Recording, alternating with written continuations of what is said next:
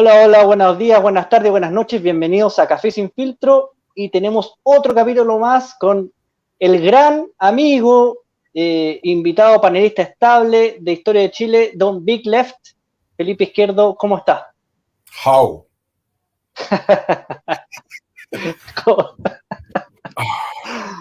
Estamos hablando Mapundú, ¿qué estamos hablando?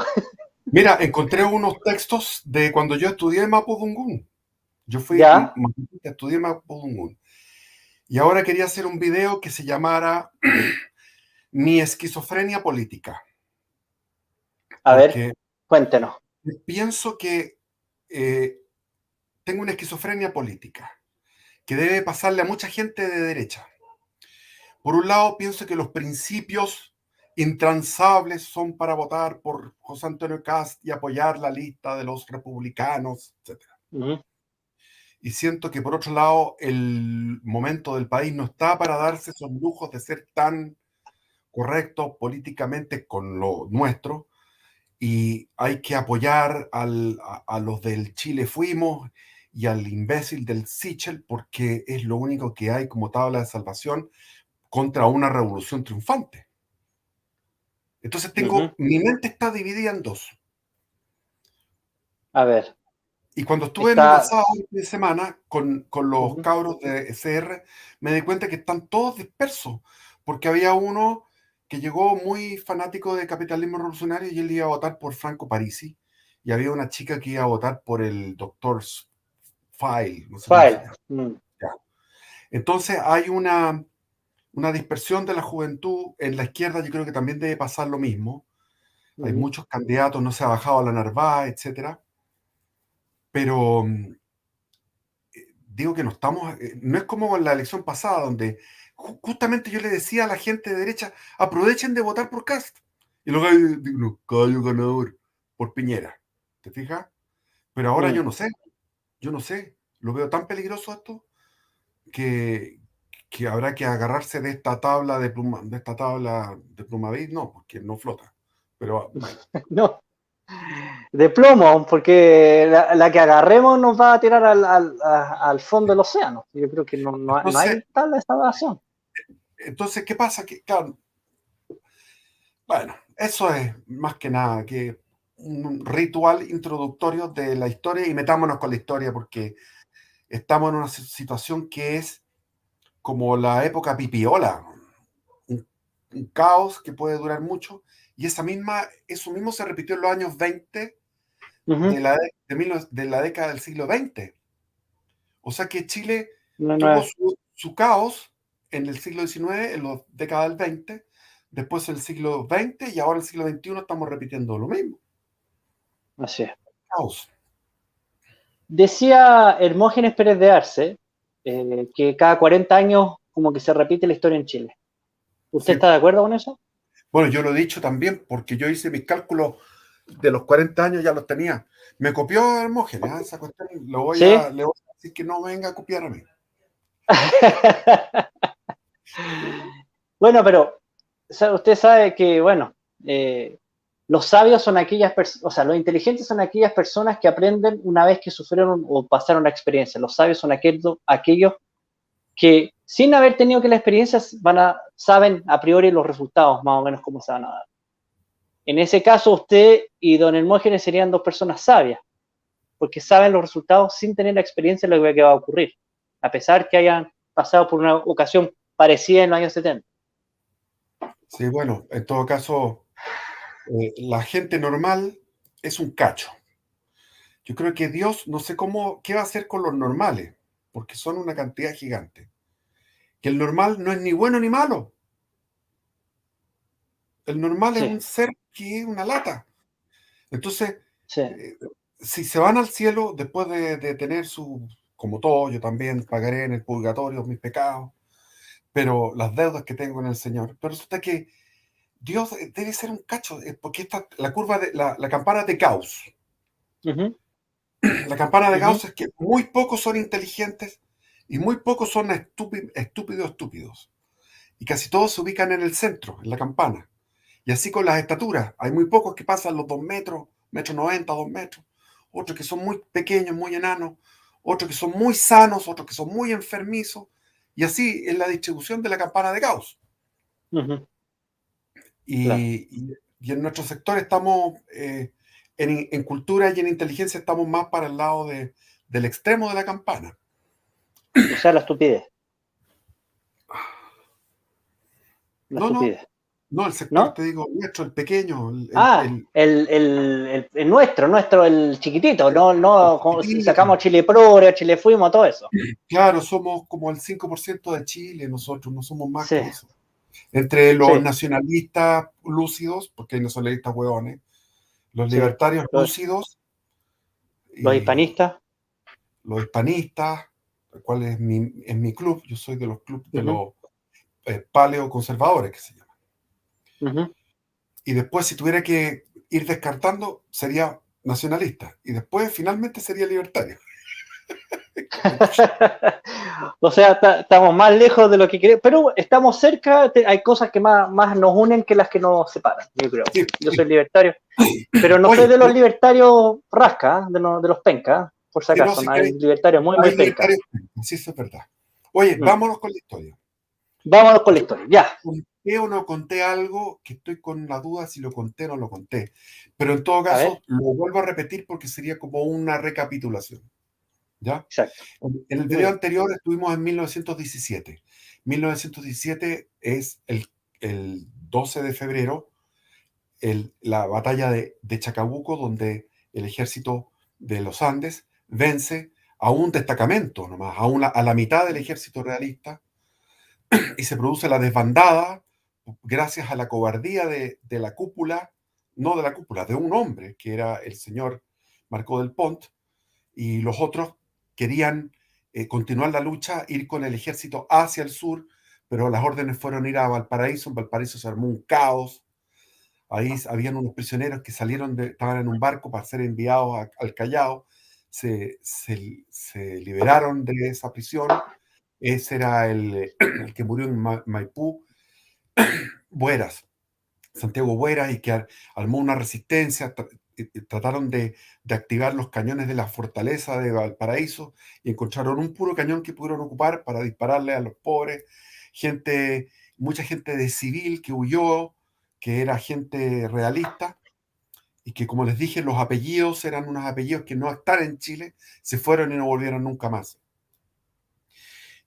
Y en ese caos esa gente se fue, dicen las descripciones que iban todos parados, que no había ni cómo sentarse casi, los barcos ya repletos, sin mucha agua, que se les agotó, sin víveres, y llegaron a Huasco, a Coquimbo. Coquimbo estaba Patriota, Huasco estaba Patriota. Esos pobres sufrieron una enormidad, porque no podían ni siquiera bajarse a buscar agua.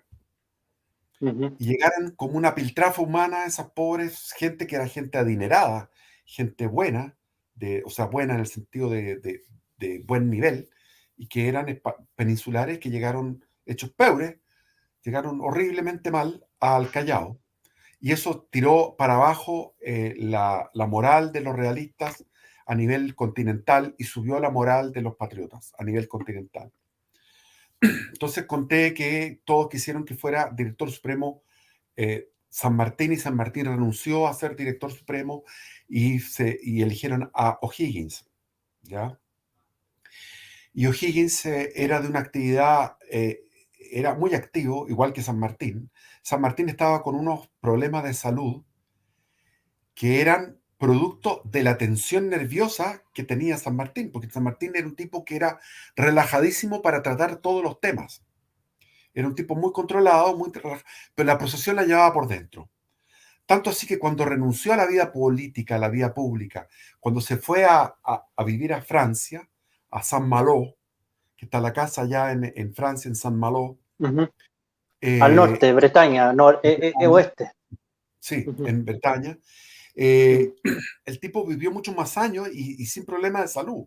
O sea, San Martín era un héroe que corroía sus entrañas por dentro y fumaba opio y se Obvio. alteraba su sistema nervioso porque estaba muy mal por toda la responsabilidad que se echó encima.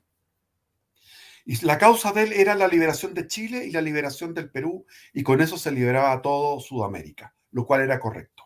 Y entonces hubo un cambio de virrey en el Perú, dejó de estar Abascal, que tenía 73 años y era un viejo pituco, totalmente arrogante, petulante, y que había sacado a Osorio del gobierno de Chile para poner a Marcó del Pont, lo cual fue una estupidez.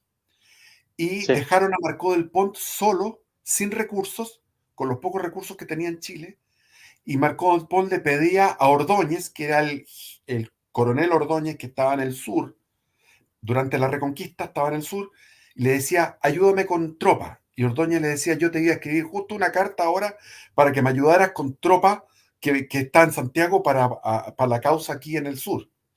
Es decir, el rey y el virrey abandonaron Chile después de la victoria de Rancagua, pensaron que los chilenos eran unos hueones patipelados, que era verdad, porque había estado todo el gobierno de Carrera que habíamos hablado, que entonces, era pésimo. que era todo un caos, etcétera, y que habían estado peleando Higgins con Carrera. Entonces, todo eso, ellos despreciaron a estos criollos, los despreciaban de una manera arrogante y dejaron votado a Chile. Y ahora que, incluso cuando pasó San Martín, cruzó los Andes, todavía pensaban que eran 2.000 hombres, que San Martín Mm, venía con 2.500 hombres, en circunstancias que venía con 4.600 y hombres de exacto. primer nivel, en el sentido que era un ejército profesional al nivel europeo. Entonces, eh, se dieron cuenta, el nuevo virrey, Joaquín de la Pezuela, se dio cuenta de que esto era un error, había sido un error fatal y que había que recuperar Chile.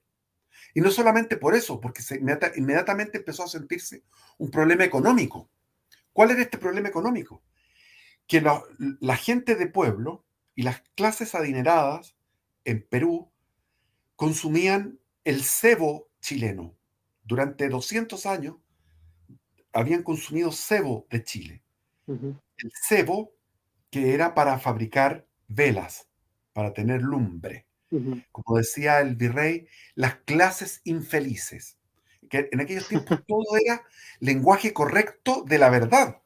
Entonces las clases pobres no se les llamaba pobres, se les llamaba las clases Infeliz. infelices, infelices. Y se asumía que eran infelices y punto. No existía esta cosa de ahora. Son infelices. Ah, sí, ahora uno le dice infeliz y poco menos que te atacan, te matan. Claro. No, Bueno, me llevaron a Deo el otro día y yo le dije, gracias por esta hora de caridad. El tipo se ofendió, ¿no? La caridad no es una palabra ofensiva. Bueno, entonces chucha.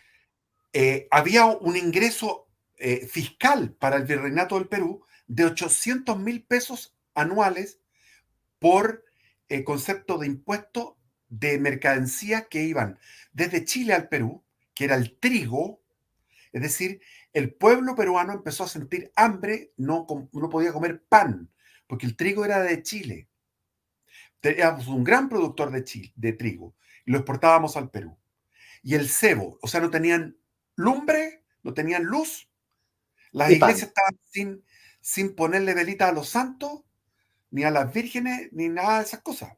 Estaban totalmente desprovistos de los palacios con 2 velitas y punto. Y no había pan. Y a su Claro. vez, los hacendados de la costa que producían azúcar, unos rones, varias cosas, esos productos tropicales llegaban a Chile. Entonces, los hacendados tenían a su gente y no podían, tenían todo estoqueado en las bodegas sin poder venderlo a Chile.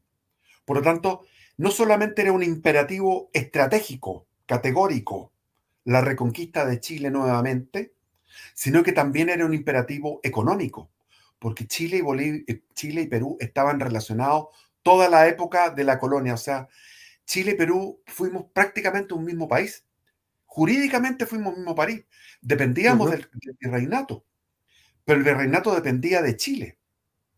exacto. Y, y también fue la guerra de la Confederación Perú-Boliviana fue también por eso, porque Andrés de Santa Cruz empezó a prohibir el comercio con tal de perjudicar a Chile y asfixiarlo para anexárselo.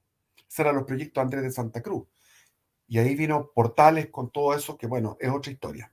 Pero tenemos entonces que Joaquín de la Pezuela inmediatamente después de Chacabuco envía cartas al rey.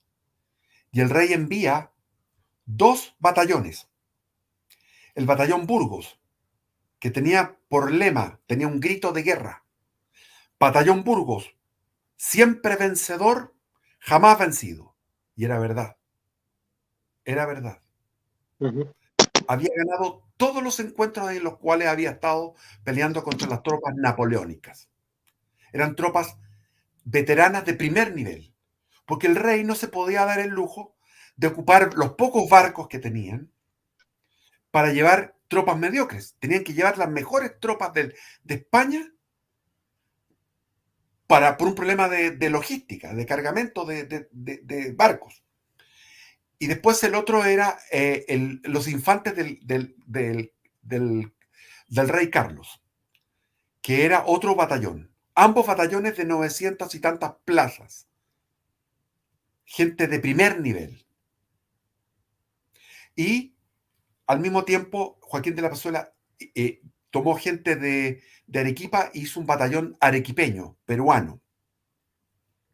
Y antes juntó embarcaciones, 11 navíos para trasladar a estas tropas. Había también lanceros de España, había otros artilleros, había 18 ingenieros militares para el tema de las construcciones de la fortaleza, había 30 capellanes, y también iba a viajar gente de alta alcurnia que habían puesto plata, porque Joaquín de la Pezuela pasó a la bandeja por todos Ujú. los grandes empresarios de Lima y del Perú, para que pues, mostrándole el peligro que corría el Perú con que Chile estuviera independiente. Porque ya se sabía las intenciones de San Martín, ya no eran secretas, ya se sabía. Entonces, juntó 1.000.000 de pesos en donaciones, lo cual es una brutalidad de plata. Mucho. Eh, Llevaban 500 barriles de pólvora, 4.000 y tantos fusiles. Y tropas en total eran 3.263, que era toda la tropa que llevaba esa expedición. Y los planes de Joaquín de la Pezuela era desembarcar en San Antonio por sorpresa, porque sabían que Valparaíso estaba artillado, estaba con lanchas cañoneras, etcétera. Entonces la idea era desembarcar por San Antonio, irse por el Valle del Maipo y tomar Santiago. Ese era el proyecto. Pero todo esto iba a ser de sorpresa. ¿Y qué pasó? Pasó en ese momento que eh, el señor Guillermo Mackay, que era un norteamericano, que Ujú. tenía un barco ballenero, un bergantín, un lanchón ballenero, con 25 tripulantes, donde iban de todas las nacionalidades, pero eran unos tipos muy fornidos, muy corpulentos y muy valientes, porque eran balleneros. Para cazar ballenas en aquellos tiempos iban en bote con el arpón a cazar la ballena, al estilo Moby Dick. Sí, así se ve. Sí. Y estos gallos pidieron licencia y dijeron, mejor negocio es hacernos corsarios por Chile. Recién se había inventado la bandera chilena y le pasaron bandera chilena y patente de corso. Y este Guillermo Mackay se fue con sus 25 hombres, balleneros, y llegaron a la parte sur al sur del Morro de Arica y hablaron con unos indios changos que habían ahí todavía y les preguntaron qué pasaba en Arica. Y dijeron, hay un barco con cañones, un barco español, grande. Entonces este Mackay se fue de noche con los 25 y los 25 vencieron a los 250 tripulantes, 1 contra 10. Increíble, increíble. Porque en una de esas cerraron una escotilla y los dejaron, a la mitad los dejaron abajo y vencieron en la cubierta a los demás. Los demás tuvieron que rendirse. Pusieron la bandera chilena. Y había una guarnición en Arica. La guarnición se fue en bote a retomar el barco. Y ahí estos se pusieron a disparar los cañones. Estos 25 pelos pusieron a disparar los cañones contra los botes. Esperaron que soplaron el viento, y con las velas insufladas de viento llegaron a Hilo. Y en Hilo se encontraron, no sé si en Hilo o en Pisco, pero en uno de esos dos puertos peruanos, se encontraron con otro barco. Dijeron, esta es nuestra. Pusieron la bandera española, bajaron la chilena, la española, se arrimaron, tomaron el otro barco, que era un barco mercante. Fácilmente. Si se habían tomado un barco de guerra, ¿cómo se tomaron un barco mercante? Y entrevistaron a las personas que veían ahí, en ese barco mercante, y los gallos dijeron, se está preparando una expedición con tropas de la península, tropas españolas, para recuperar Chile, al mando de Osorio. ¿Cuántos son? Unos decían 5.000, otros decían 3.000. No sabían las cifras. ¿Cuántos barcos están preparándose? Unos decían 15 barcos, otros decían 11. Las cifras no importaban, importaba el hecho. Y Guillermo Mackay, que como te digo era norteamericano y estaba interesado en los botines de guerra, o sea, en ganar plata, tomó conciencia. Dijo, yo no me puedo perdonar, porque él quería llegar hasta Guayaquil asaltando barcos. No me puedo perdonar esto. Tengo que ir a avisar a Chile de que se aproxima una expedición. Y tuvieron que contratar gente, porque ellos eran 25 y tenían 2 navíos, más su goleta.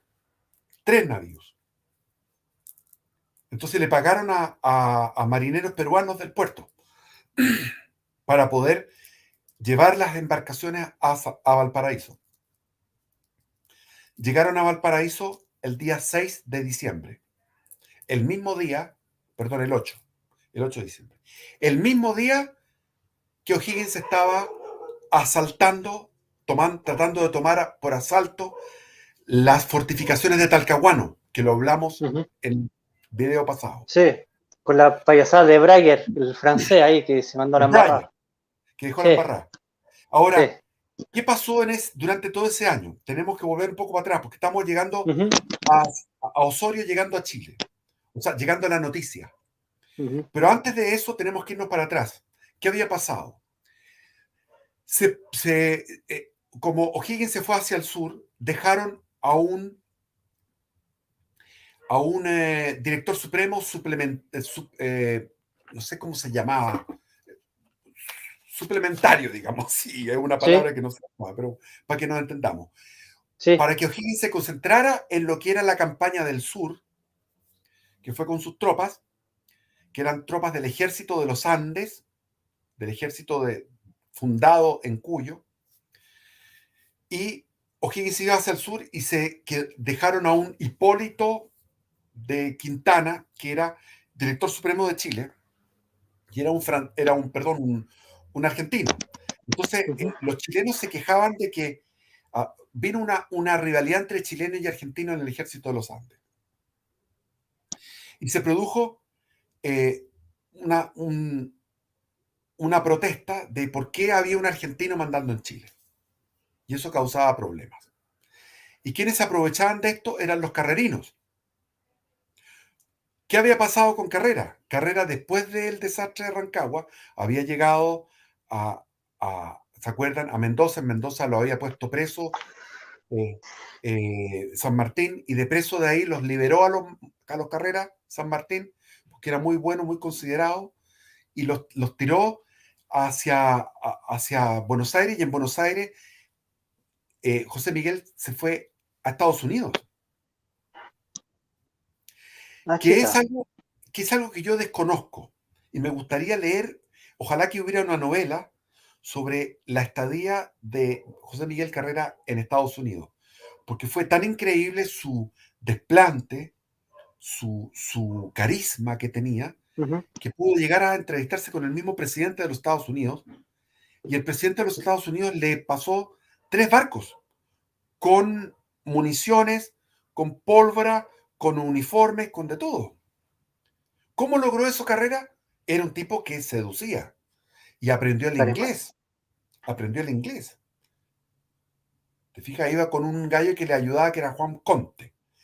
Y estos llegó con los 3 barcos a Buenos Aires, se bajó, de ingenuo que era, se bajó a hablar con Pueyrredón, que era el, el director supremo, y Pueyrredón lo toma preso y se apropia de los barcos, porque Pueyrredón formaba parte de la logia lautarina.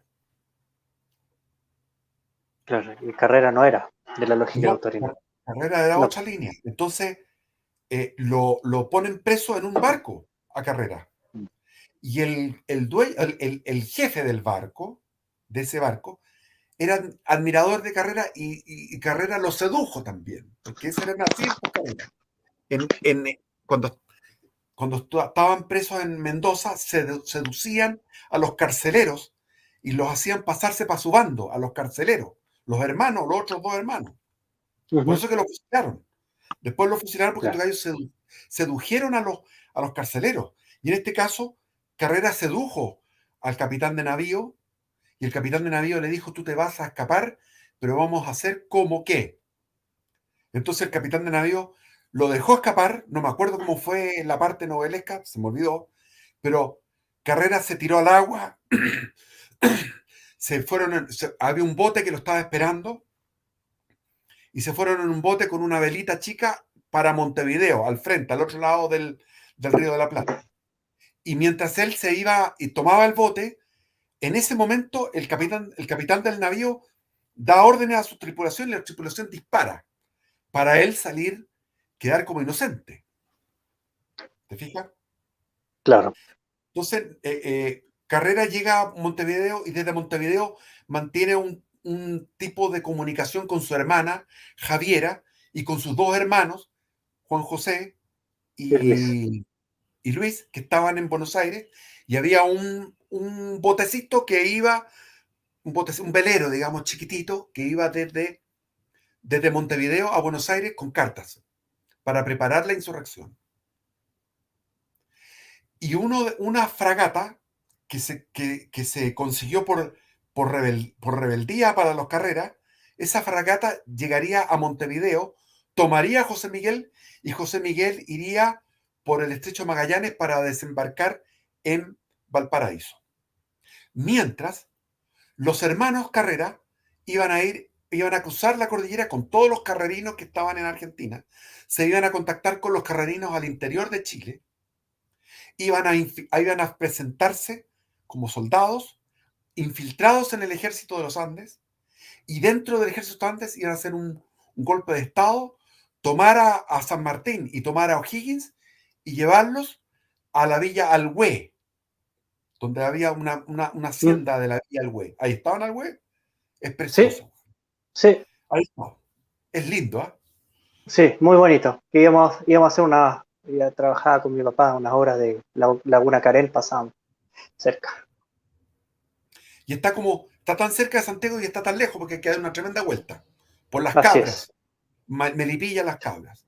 Entonces se exacto. juntaron, todos estos carrerinos se juntaron en el Fundo San Miguel, que era el fondo que tenía el papá, el Ignacio Carrera, a complotar. ¿Quiénes estaban ahí? Manuel Rodríguez, el hijo de Francisco de la Lastra, que era hijo también de la Javiera Carrera. Ujú. Había un José Gandarilla, que fue un gallo importante después. Los Benavente, o sea, había los carrerinos de siempre para planificar todo esto. Pero esto se vino abajo, ¿por qué? Porque Juan José Carrera se fue con un tipo de apellido Cárdenas, por las planicies desde Buenos Aires, se fue por toda la Pampa y llegaron a San Luis. Y en San Luis, el inicio de Cuyo, donde ya llegan a descansar de tanta pampa, se encontraron con el cartero. Entonces Juan José le dijo a su amigo, ellos iban disfrazados de gente de pueblo, iban todos harapientos, todos desastrados, iban muy desastrados, Juan José y el Cárdenas, porque la idea era pasar a Chile. Y vieron a este cartero y dijeron entre ellos, probablemente deben haber cartas que son ofensivas y podemos leer cualquier correspondencia sospechosa. Entonces pescaron al cartero, lo ningunearon, lo emborracharon y ya estaba borracho el cartero y ellos pescaron las cartas y revisaron la correspondencia. Sin abrir, pues sabían por los destinatarios cuáles eran las cartas sospechosas que son de los enemigos de los Carreras. Bueno, y ellos siguieron su camino por los caminos extraviados y este cartero se recuperó y vio que habían hecho esto y llegó a Matacaballo, a Mendoza, a advertir al intendente o al gobernador de Mendoza de lo que había pasado. Y no sabía quién eran estos dos personajes.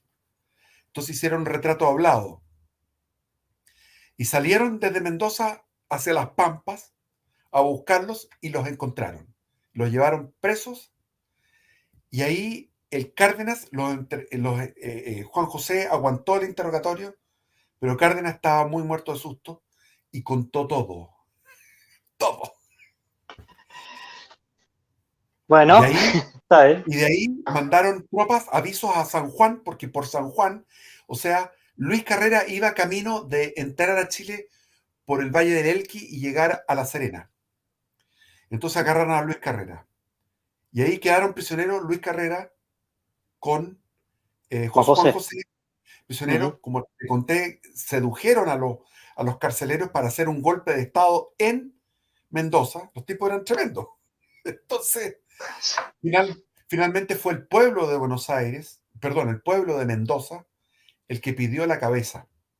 No fue la logia lautarina, ni fue O'Higgins, ni fue San Martín, porque esto sucedió al día siguiente de la batalla de Maipú. O'Higgins y San Martín estaban preocupados de derrotar a los realistas y no estaban Sí. ni ahí con este tema. No. Incluso hay cartas de O'Higgins y del mismo San Martín pidiendo clemencia. Entonces hay que hablar en contra de estos mitos. Hay un mito ahí. ¿Qué pasó con Manuel Rodríguez? Manuel Rodríguez, después de ser guerrillero, después de Chacabuco, siguió siendo guerrillero. Entonces en San Fernando tomó la plata que había, el tesoro que tenía la municipalidad de San Fernando, tomó esa plata, que eran monedas de plata, y fue un escándalo. Entonces el mismo alcalde de San Fernando lo metió preso, a Manuel Rodríguez. Y San Martín dijo, no, suéltenlo, yo lo voy a ofrecer. Y le ofreció el cargo de brigadier general, un cargo dentro del alto mando del ejército de los Andes, a Manuel Rodríguez, para calmarlo. CTM. Pero Manuel Rodríguez seguía con ganas de hacer problemas. Y en su calidad de brigadier general fue en ese título que tenía y en ese cargo, muy bien pagado además, eran 3.000 pesos al año. Lord Cochrane ganaba 6.000, o sea, la mitad de Lord Cochrane, era harto. El tipo fue en esa calidad y con ese uniforme y con esa jineta a esa reunión de los conspiradores. No se le quitaba, los carrerinos eran así. Entonces, cuando se supo todo esto, cuando se llegó a Matacaballo, el informante de Mendoza, y se supo todo esto, se tomaron todas estas precauciones y y Manuel Rodríguez cayó preso. Y sigue la historia de Manuel Rodríguez, que después lo soltaron de nuevo y después, ¿te acuerdas que lo que más se sabe en la cultura popular, que él fue a encarar a O'Higgins a caballo al Palacio de Gobierno? Bueno, y finalmente lo matan, En Kilkil. pero no fue O'Higgins, fue Monteagudo, que era uno de Sí, los de la logia lautarina, que era un argentino, uno de los dirigentes argentinos. claro. Porque San Martín iba con una serie de dirigentes, de gente que estaban en esta causa. A todo esto San Martín tuvo que viajar a Buenos Aires en un momento porque había problemas. Después le mandaron refuerzos, los argentinos mandaron eh, de todo tipo de cosas. Y en Chile se nombró a un ministro de Hacienda que era Hipólito Villegas. Y este Villegas era un gran forjador de plata. Tanto así que los gastos de todo el año 2017 eran 1.200.000 pesos y los ingresos fiscales eran 2.400.000 pesos. O sea, el tipo había logrado duplicar el gasto en ingresos. O sea, tenía ingresos superávit. Y eso que Como Chile hoy. venía saliendo de guerras y guerras y guerras y todo, ¿me entiendes? Mm, Entonces increíble. teníamos un superávit, gracias a la gestión del Hipólito Villegas. Entonces San Martín quitó a este director supremo argentino para no generar más tonterías, premió a los oficiales chilenos, la expedición libertadora al Perú iba a ir con bandera chilena y se preocuparon tanto Higgins como San Martín de empezar a hacer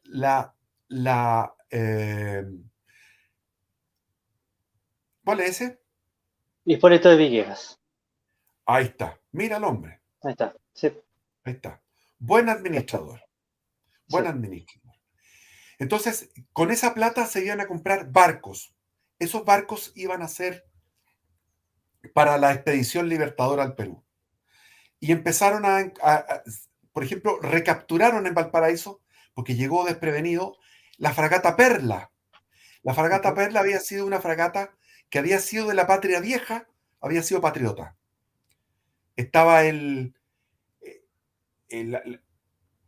¿cuál era el otro? Se me olvida. Bueno, la Perla y habían dos barcos que fueron la primera escuadra nacional en 1814, cuando estaba gobernando Francisco de la Lastra en Valdivia como gobernador en Valparaíso. Y los comerciantes realistas de Valparaíso fueron a Laguna Verde. ¿Todavía está en Laguna Verde? Sí, estaba en Laguna Verde. Muy bonito. Muy Muy, muy bonito. bonito. Ahí, A mí me ahí, encanta. ahí llegaron en Laguna Verde los comerciantes de Valparaíso y le ofrecieron plata Ujú. a la tripulación, que había un italiano, otro de apellido Barba, tenía apellido Barba, el italiano este, y se amotinaron. Eso fue en 1814. Y Ujú. perdimos la fragata Perla y el otro que se llamaba, se me olvida el nombre. Y eso se recuperaron. Estoy Después buscándolo porque no me acuerdo tampoco. se recuperaron en ese momento en 1817. Después estaban las capturas de los corsarios, y también se puso a toda marcha, eh, los, eh, los astilleros que estaban en lo que se llamaba Nueva Bilbao, que es Constitución. Ujú. Constitución siempre fue un astillero de goletas. Es Entonces, la fantástico. primera goleta made in Chile se hizo en Constitución, cuando se llamaba Nueva Bilbao, con la bandera chilena recién sacada. Recién sacada, Excelente. salió Qué esa primera excelente, qué goleta de impresionante. Sí. Constitución. Don Se fue Felipe, armando. Una cosa antes de olvidar, que no se me quede sí, para que que vayamos a los comerciales. espérate, el primer barco que Sí. se compró llegó al día siguiente de la batalla de Maipú. Ujú. El primer barco comprado a los ingleses. Por lo tanto, ya estaban en gestiones, costaban 200.000 pesos, qué sé yo, y este señor Villegas hecho, había rebajado los sueldos de los funcionarios públicos. Por patriotismo rebajaron los sueldos y subieron los impuestos al aguardiente. Por ejemplo, recuperó 200.000 pesos con el estanco del aguardiente y comenzó el estanco del tabaco. En aquellos tiempos estaba el prejuicio que el tabaco y el aguardiente había que ponerle más impuestos, como hasta el día de hoy. Pasa tú. Sí, a ver, voy a pasar a mi hermano Pancho. Pancho, ¿estás por ahí? Acá estoy. Buenas tardes, ¿cómo estás, Big Left? ¿Cómo estás, hermano? Aquí andamos. Bien, ¿y tú? Bien, ¿Cómo bien. ¿Cómo va, Perna?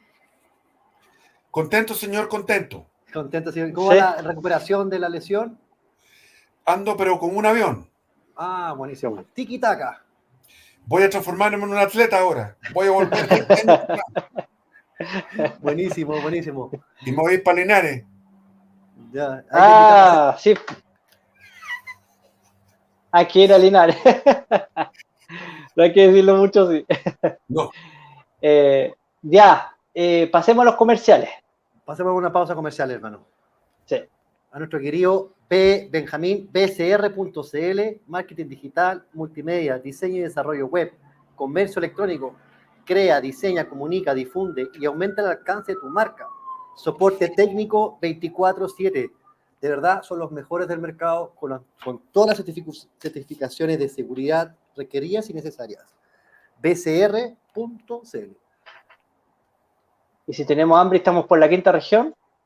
Empanadas Memé, receta familiar. Y tengo que decir que yo ayer comí una empanada Memé deliciosa. Deliciosa. Qué bueno. Así que... La suerte tuya.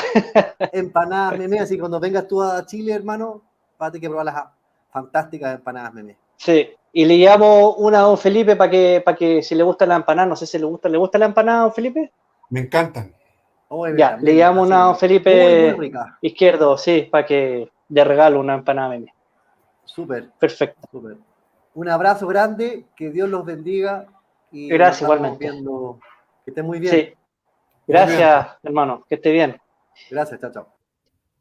Estaba leyendo acá, don Felipe, que era Bergantín Potrillo, se llama la otra. Potrillo, ese, Potrillo. Potrillo, sí. Ahí me sopló Google. Ya, entonces estaban en plan, cuando llegó Osorio, estaban juntando plata para eso.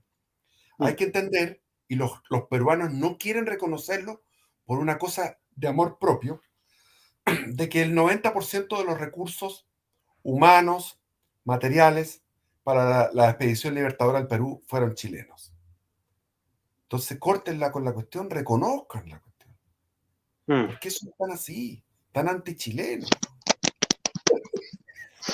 No se entiende, pero bueno. No se entiende. Entonces, había quedado yo en Lima, pero antes de eso quise volver a todo lo que fue el año 17 en Chile, ¿no es cierto?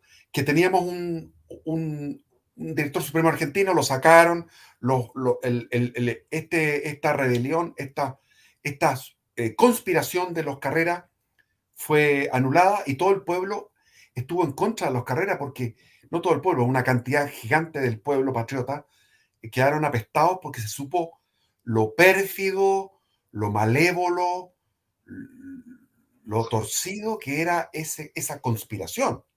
Es que si hubiera tenido éxito la conspiración de los Carrera, habríamos terminado igual que el año 14, con una dictadura Carrera, con una guerra civil entre medio y fracasando la causa de la patria por acción de estos personalismos. ¿Estamos de acuerdo?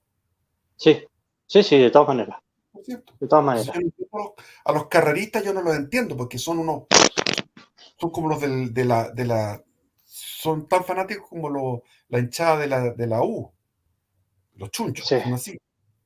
Bueno, entonces, hablamos de este Villegas, estaba el otro que era Centeno, el ministro de Guerra, Centeno, que era el que estaba, que te conté que era un gallo que tenía un bar nomás, y San Martín lo vio porque tenía muy buen ojo San Martín para encontrar gente.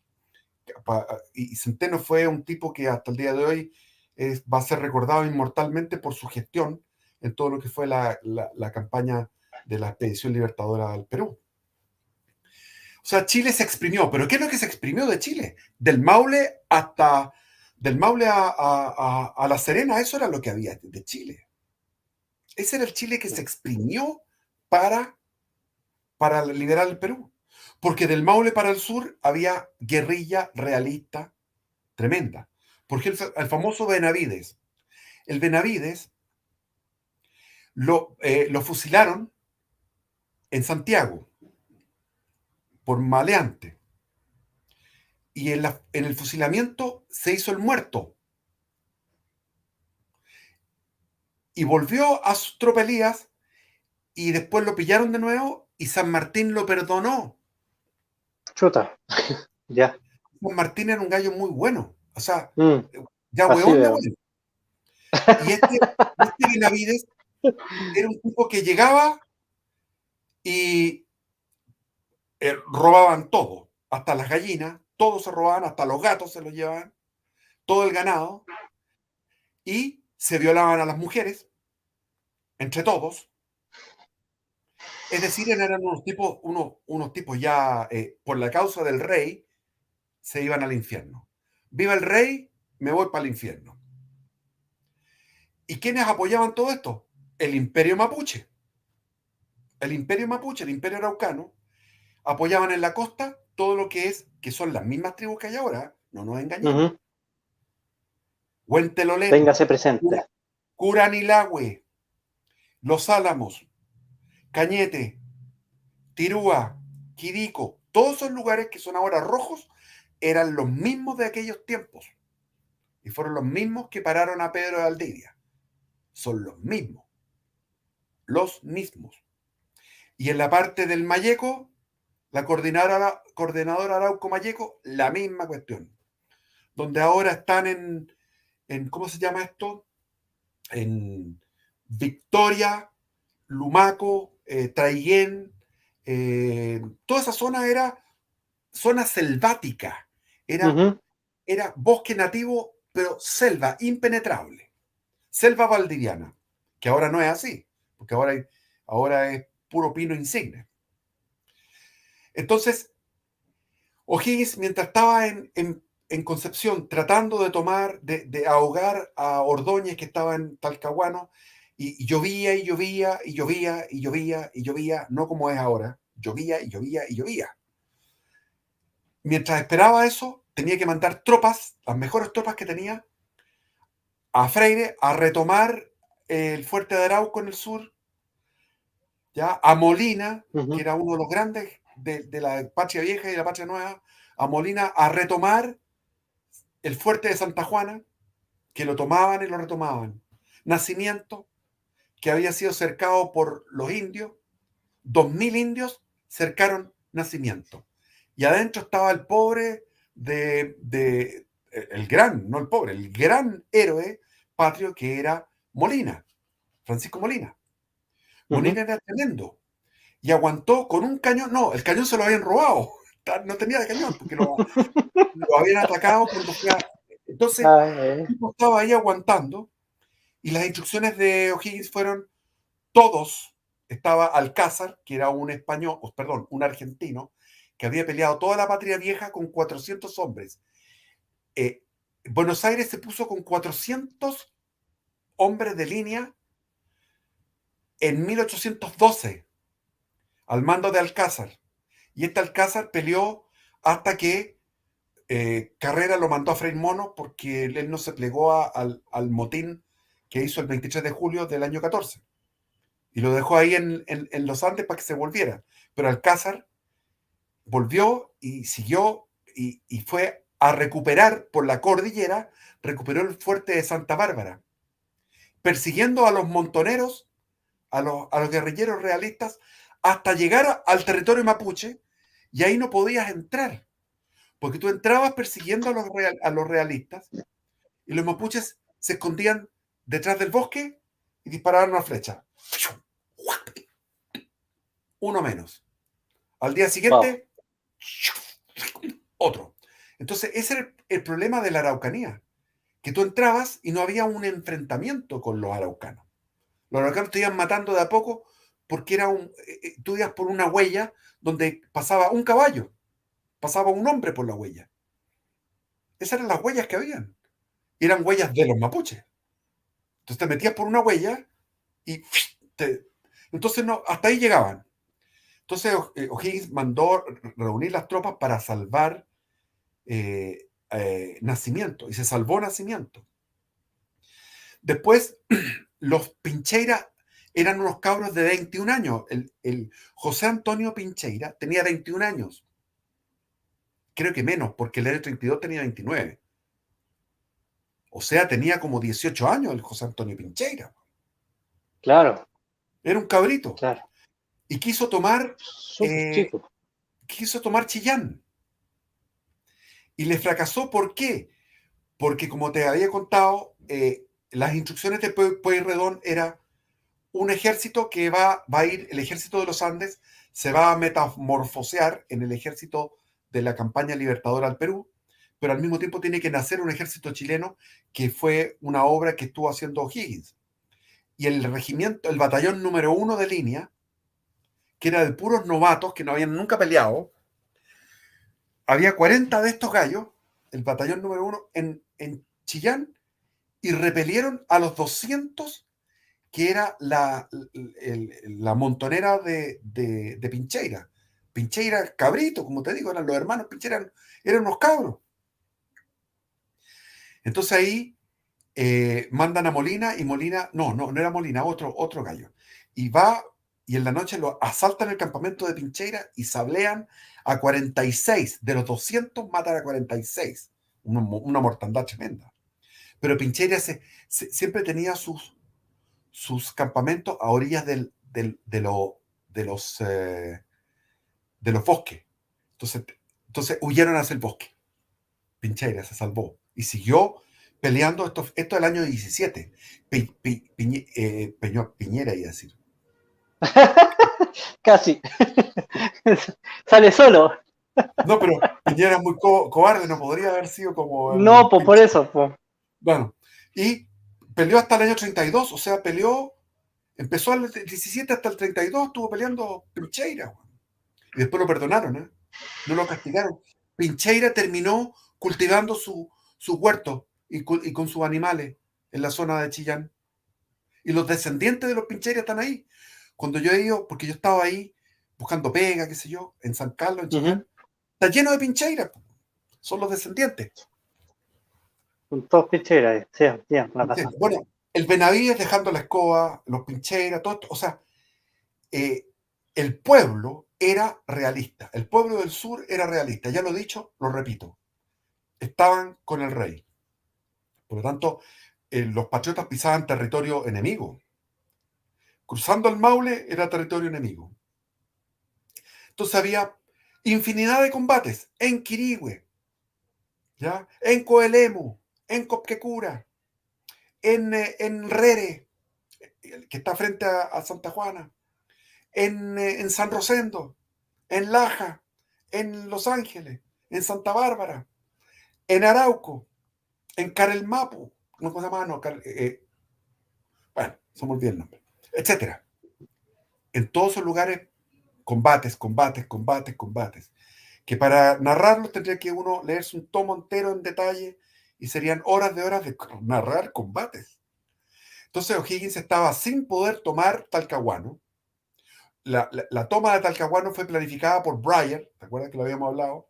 En vez de seguir el criterio de O'Higgins, era en la bahía de San Vicente cargar una cantidad de gente en unas balsas y llegar por detrás de las líneas defensivas, bajarse ahí en un terreno agreste, dependiente, pero bajarse ahí y tomar por detrás las líneas defensivas, y por otro lado un fuerte destacamento atacar por el frente, pero por el lado menos desprotegido. Y Breyer dijo, no, vámonos por el lado más protegido. ¿Cuál es el lado más protegido? Donde está el mismo puerto. Exacto. Y ahí había fueron bajas. Sí. Entonces atacaron a las 4 de la mañana del día 6 de diciembre, y cuando ya estaba clareando, cuando estaba ya claro, los patriotas no pudieron seguir más allá porque era mucho la mortandad.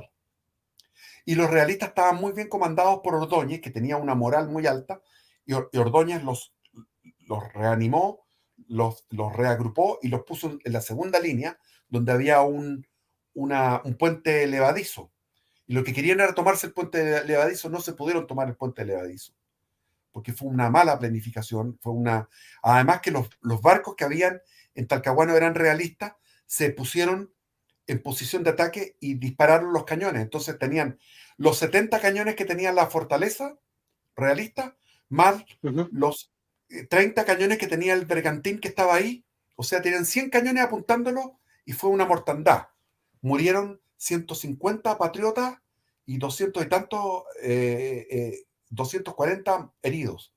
Y los realistas también tuvieron 100 realistas muertos. Fue bastante cruenta la batalla. Entonces, a partir de ahí le escribe O'Higgins y le dice: no me sale a cuenta seguir intentando tomarse Talcahuano, porque si yo tomara Talcahuano con una pérdida gigante en hombres, en heridos, en muertos, significaría que ellos pueden, en el momento de nuestra victoria, huir hacia los barcos que están ahí, que son realistas, y viajar hacia Arauco y seguir con la pelea. Entonces es una posición estratégica que es una localidad nomás, que es importante, pero resulta que es muy costoso. Eso se lo escribe el mismo día 6, porque había 240 y tantos heridos en Concepción, sangrando, heridos y más de 100 y tantos muertos. Entonces O'Higgins, eso fue el 6 de diciembre, el día 15 de diciembre, llega a Mata Caballo un tipo a O'Higgins, diciéndole: en Valparaíso, en Santiago, están alertas porque se aproxima una expedición al mando de Osorio. Y O'Higgins escribe una carta animosa. Dice: qué bueno que vengan para acá, porque aquí en Chile, en el territorio chileno, vamos a definir los destinos de Sudamérica y los destinos de Lima, porque aquí los vamos a hacer peores. ¿Y cuál fue el proyecto de San Martín? San Martín nombró a Luis de la Cruz, que era amigo de O'Higgins, como director supremo único, suplente. Le mandó una carta a O'Higgins. O'Higgins dijo: no hay problema, tú estás a cargo. En el fondo el que mandaba era San Martín, pero en toda la parte civil, en la parte administrativa, quedó Luis de la Cruz, que era amigo, era uno de los patriotas con mucha historia. Y San Martín tenía su cuartel general estaba en Las Tablas. Las Tablas es por donde está Peñuelas, yendo hacia Valparaíso. Ahí estaba el cuartel general del ejército de los Andes. Entonces las instrucciones de San Martín fueron las siguientes: no podemos enfrentarnos separados al ejército que viene. Tenemos que reunirnos. Por lo tanto, tú tienes que irte del sur, retirarte del sur, pero te vas a retirar de una forma de tierra quemada.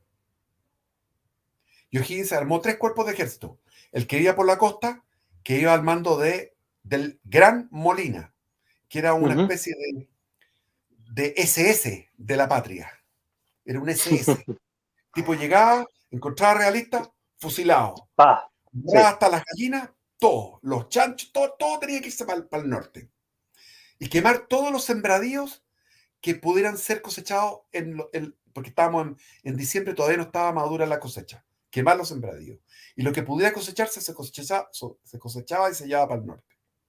En el centro iba O'Higgins, por el mismo camino que había hecho cuando había venido Gainza.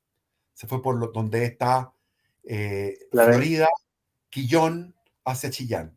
Y por la cordillera iba Alcázar, el argentino Alcázar, que se retiró de Los Ángeles con todo lo que pudo llevar de Los Ángeles, de la isla de La Laja, de Nacimiento, de Santa Juana, de Santa Bárbara, de Rere, de Yumbel, todos esos lados, llevando lo que más podía. Tierra arrasada, tierra quemada.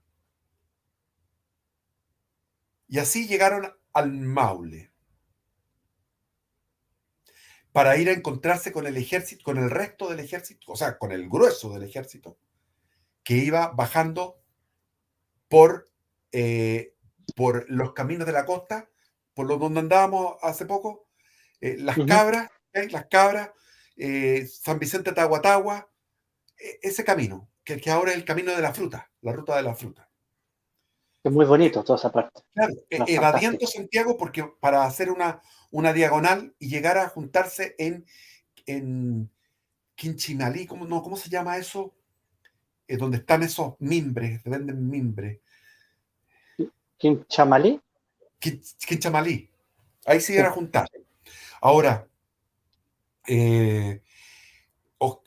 San Martín fue a Santiago y San Martín pudo comprobar que él entregaba una tranquilidad a la población. La población supo todo esto y no había histeria, no había temor, porque se sentían no como era el año 14, que estaban en una debilidad muy grande, sino que ahora había un ejército poderoso,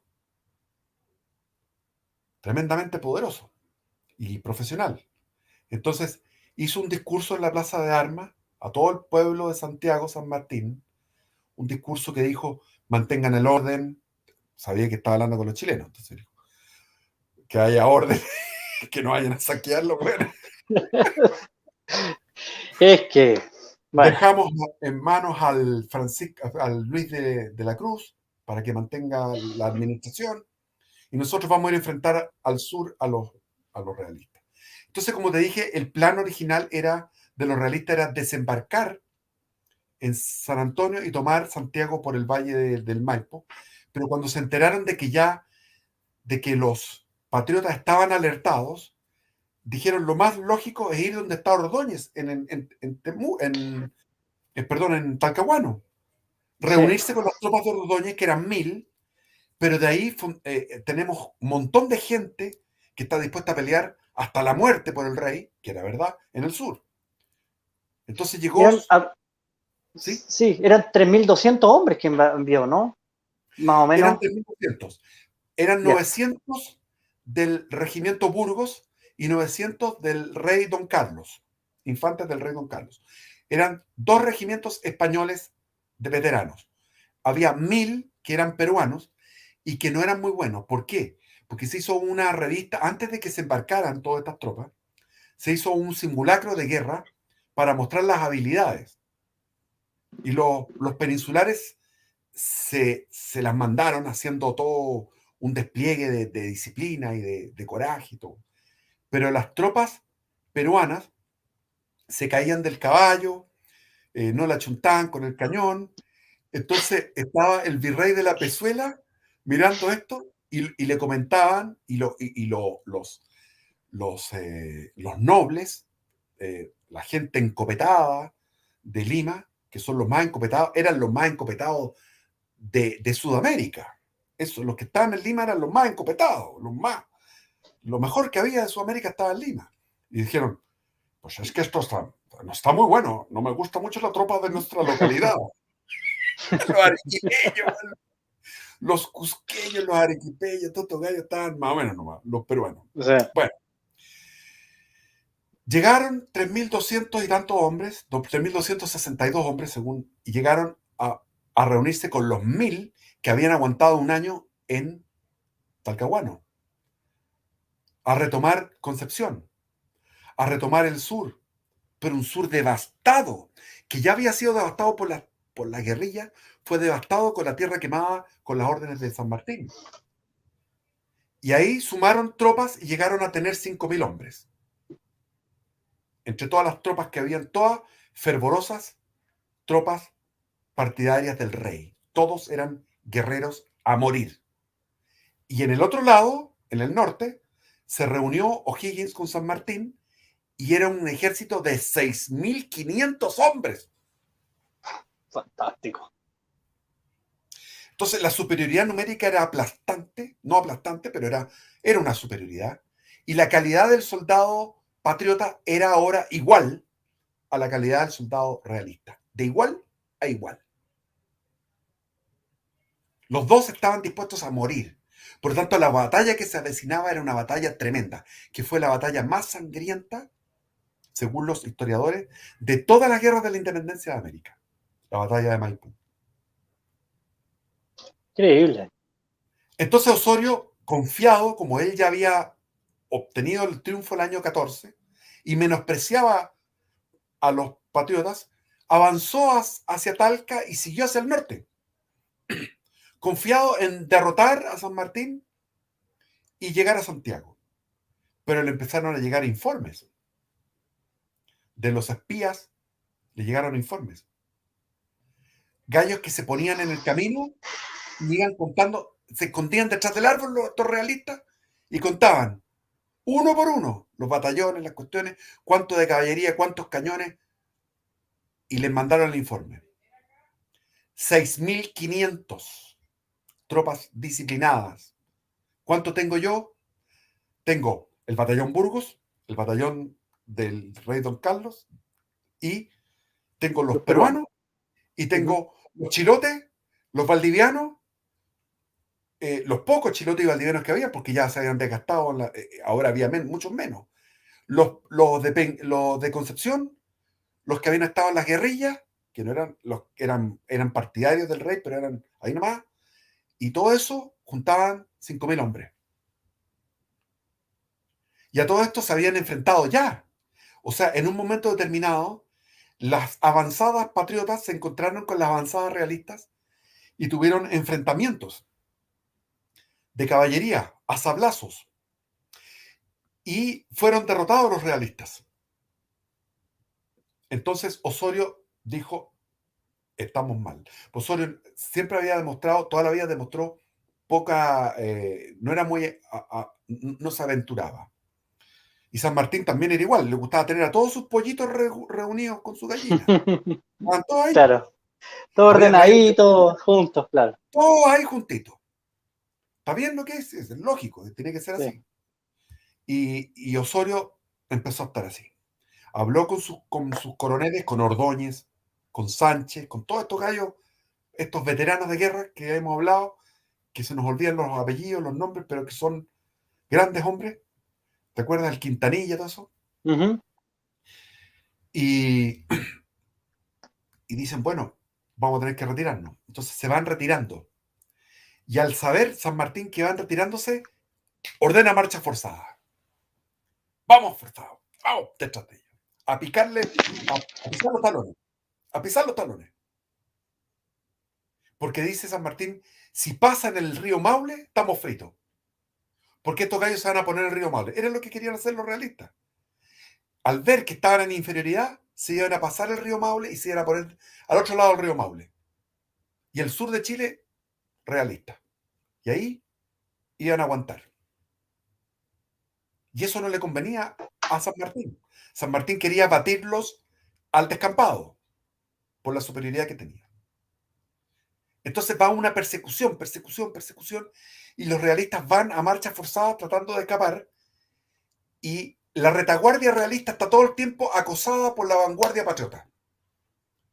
Hasta que llegan, los realistas llegan a las inmediaciones de Talca, en ese día, que fue en marzo, llegan en marzo a esas inmediaciones de Talca, y se produce una batalla que no fue, era una batalla que no se concretó, que era que los realistas entraron a Talca y pusieron cañones, qué sé yo, y toda la cuestión, y San Martín no quiso arriesgar porque dijo, viene la noche, porque ya estábamos en el atardecer de ese día, estaba el sol poniéndose.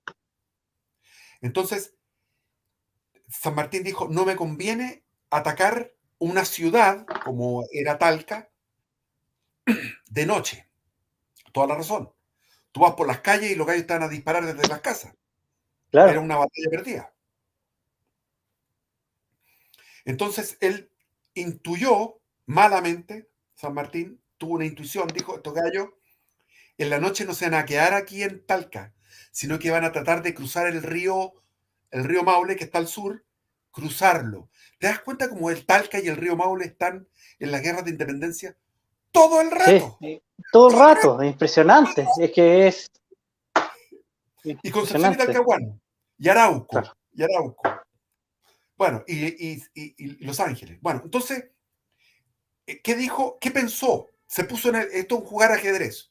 San Martín dijo, estos gallos lo que van a hacer, en la noche, a pesar de que están cansados, van a tomar un poco de agua, un poco de pan, y van a ir a tratar de pasar en la noche el río Maule. Y yo les voy a cortar el atajo. Entonces dijo a O'Higgins, porque eran 3 divisiones. La división que iba adelante era la de O'Higgins. Le dijo Higgins, pásate tú, rodea toda la ciudad por lejos, de lejos. O sea, en el fondo no rodea, sino que pasa a la ciudad por el este de la ciudad. Por el este de la ciudad pasa, Sí. como por la ruta 5, digamos, que había. No, la ruta 5 entraba a la ciudad, digamos, por el este. No había ninguna ruta. Va en la noche, trasládate, a pesar de que estén cansada la tropa, porque los realistas van a querer irse. Y te pones en la ruta 5 de aquellos años, que se llamaba Camino Real, te pones al sur de Talca para impedirles que ellos huyan hacia el sur. Y así los vamos a acercar. Y los vamos a sitiar y los vamos a atacar al día siguiente. Perfecto, ¿no es cierto? Bien pensado. Sí, buenísimo. Bien pensado. ¿Pero qué pasó? Se hizo de noche.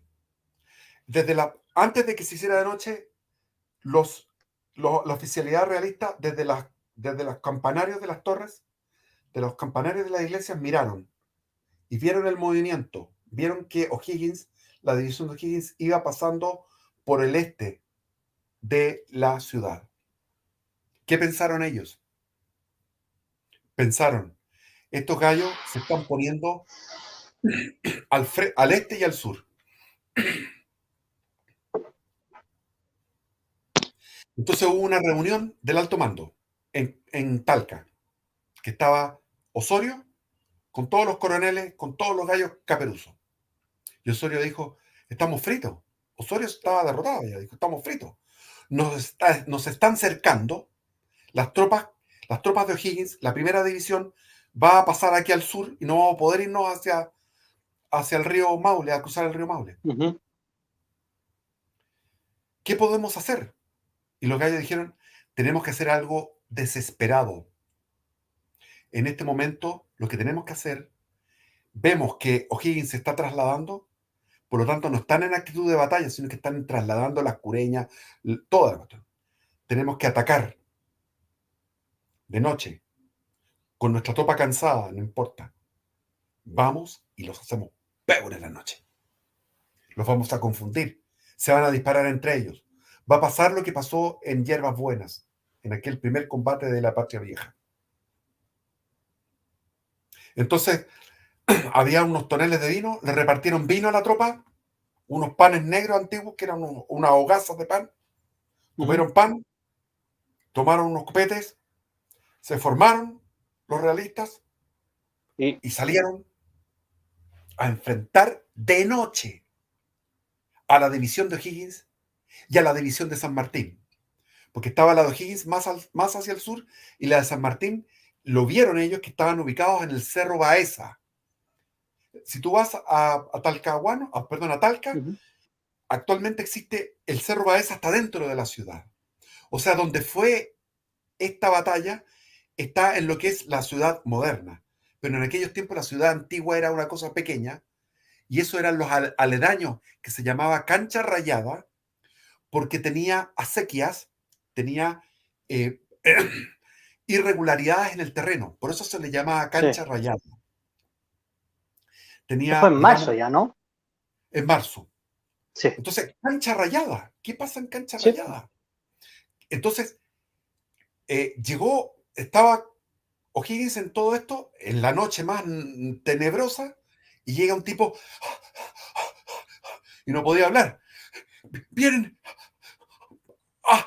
atacando. Y ahí se encuentra O'Higgins con su valor extraordinario, aguantando el ataque. Al batallón Burgos. Que no deja de ser unos delitos. Boinas negras. Sí. Los batallón Burgos así. Y O'Higgins aguantando, y de repente ya no podían más, y empiezan a hacer una retirada desordenada, y esa es la división O'Higgins hecha peure, dispersa. Y el otro grueso del ejército ataca la división de San Martín, donde estaba San Martín, a los pies del Cerro Baeza, estaba el alto mando, es decir, había un montón de burros, de mulas con cargamento. Estaba la oficialidad máxima, estaba, digamos, la carpa, ya se había instalado la carpa de San Martín con los otros generales y todos estaban ya instalándose para pasar la noche Y era para al día siguiente atacar. Y llega ahí el batallón del rey Don Carlos. Pero qué impresionante. Cometieron un error. ¿Cuál fue el error? El error fue que ellos imaginaron que todo el grueso del ejército iba a estar en esa posición. Pero lo que estaba ahí era la mitad del ejército. La otra mitad estaba al mando de Gregorio de las Heras, que era otro argentino, que había peleado también en Chile. Gregorio de las Heras tenía experiencia en pelea en Chile. Y Gregorio de las Heras era un gran militar. Y tenía a 3.000 hombres que estaban en el Camino Real, en el norte, en el Camino Real, al norte de Talca. Es decir, cometieron un error en que podrían haber tirado también tropas, aunque hubiera sido un poco de tropas, porque tenían suficiente tropas, para atacar también al norte, es decir, al Camino Real. Si atacaban al norte, dispersaban también la tropa de Gregorio de las Heras. Y Gregorio de las Heras, al ver todo esto, al escuchar todo esto, no se veía, pero era de noche, al escuchar todo esto, dio órdenes a sus oficiales de que nadie se moviera ni un pelo, que nadie hablara nada, que nadie encendiera ni una cerilla, nada. Fósforo, nada, sí. Nada, ahí. 3.000 hombres quietos. Y sentían cómo pasaban a 100 metros. El error fue de 100 metros. A 100 metros de esta división de Gregorio de las Heras, pasaron los realistas atacando. A 100 metros. Haciendo pebre a los demás. Haciendo pebre a San Martín y O'Higgins. Qué increíble. Y Gregorio de las Heras se va ordenadamente hacia el norte. Y O'Higgins, herido, sangrando, sin atención de médico, se termina atendiendo por doctor en San Fernando recién. Sangrando, tratando de recuperar a la tropa, tratando de reunir a los dispersos. Y se encuentra con San Martín en Lircay. Y los dos van tratando, el Lircay, el río Lircay, que está al norte y van, y San Martín dice, en Chimbarongo, tenemos que encontrarnos en Chimbarongo.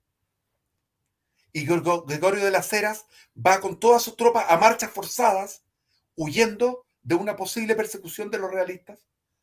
Pasan por Curicó y no entra a Curicó para mantener la disciplina. Y la tropa se subleva porque estaban cansadísimos, porque venían desde la costa, habían estado persiguiendo a los realistas y ahora tenían que huir de los realistas. Sí, mucho camino. Echar a Curicó a tomarse un refrigerio y echar la talla. Y este gallo los fusiló a los rebeldes. Gregorio de la Heras los fusiló. Es que no podía. Llegó con sus tropas intactas a Chimbarongo. Y en Chimbarongo se reunieron. O sea, y después empezó el caos en Santiago, empezó el miedo en Santiago. Salió a hacer huevadas el Manuel Rodríguez, que hizo que el pueblo saqueara los arsenales. Que lo nombraron gobernador, ¿no? Lo nombraron algo así como... Un día. Sí. Un día, porque llegó O'Higgins, que estaba vendado recién, llegó cambiando caballos, llegó a Santiago, pálido, había perdido litros de sangre, llega y reúne al cabildo, y en el cabildo les dice, aún estamos listos, no digan que estamos derrotados, estamos reuniendo y vamos a ganar. Toma el mando y Manuel Rodríguez había derrochado esos famosos húsares de la muerte, que son tan... Bueno, pero llevamos mucho tiempo. Sí. Bueno, lo dejamos hasta acá, Felipe. Sí. Y después pasamos a la batalla de Maipú. ¿Te das cuenta que uno se entusiasma y pasa la hora? No, si es que yo por mí no, yo podría seguir hasta las 2 horas, 3 horas, no habría problema. Pero bueno. Iba un oficial español que se llamaba Joaquín Primo de Rivera, un oficial ganador de 1000 batallas contra los franceses. Joaquín Primo de Rivera, pero no tiene Conocido. relación con los Primo de Rivera del No. siglo XX. Wow. Bueno, don Felipe. Impresionante O'Higgins, ¿sabes? La voluntad que tenía Sí. O'Higgins de pelear. No, pero está desangrado, blanco, pálido, cansado, y lo más bien que dice, no, cabildo y todo, la disposición, el patriotismo que tenía él. Estaba, Tuviéramos un O'Higgins ahora. estaríamos como rey. Pero ¿sabe qué? Le doy una esperanza. Cada 40 años ocurren desastres, pero cada 40 años nos recuperamos, así que ya nos recuperaremos. Para el 2060. Sí. Bueno. Ya. No hay que ser tan pesimista tampoco. Vamos a tener que apurarnos un poquitito más. Bueno, uno se entusiasma con la historia, ¿eh? Qué cosa más linda, cómo Sí. van pasando los hechos, weón. Sí. La dispersión. La verdad es Imagínate que el campamento emocionante. realista al día siguiente. Los realistas no pudieron perseguir porque se encontraron con un montón de cadáveres, se encontraron con un montón de material que dejaron los patriotas, tuvieron que recoger ese material, tuvieron que darle descanso a su tropa, tuvieron que hacer un montón de cadáveres quemándose, 100, 200, 300 cadáveres quemándose en un fogón gigante de muertos quemándose. Y no podía Osorio seguir.